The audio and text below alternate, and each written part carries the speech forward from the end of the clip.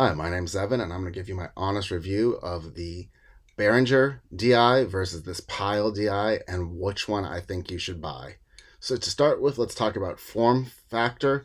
The Behringer is definitely smaller than the Pyle.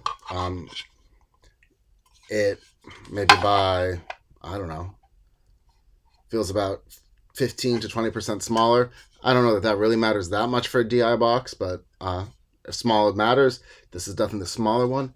It also feels like it's a much sturdier build quality. The thickness of the steel and the metal and the tightness of it feels much more solid than the Pyle, which kind of feels like it's just sort of banged together loosely. So that's also another point for the Behringer. Now let's look at features. So they both have parallel inputs on this side. So you can put an input from your guitar into the DI and then take that output and plug it back into your amp.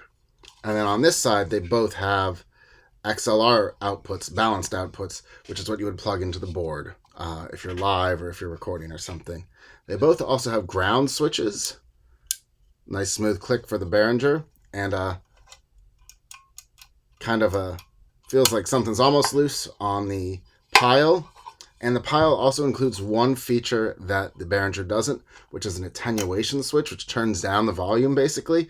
And you can do no attenuation, 20 dB of attenuation, and 40 dB of attenuation, which is certainly nice to have. In terms of sound quality, they both have sounded pretty much equally good to me. You know, these aren't doing anything to enhance your sound. They're not tube DIs or anything like that. No preamps. They just kind of cleanly pass your signal along, and they both do a good job of that. So they're both in the same general price point. For my money, I think I would recommend the Behringer. This one I've had for, I don't know, 15 years probably at this point, 10. I don't know. I've had it a long time, played a lot of gigs with it.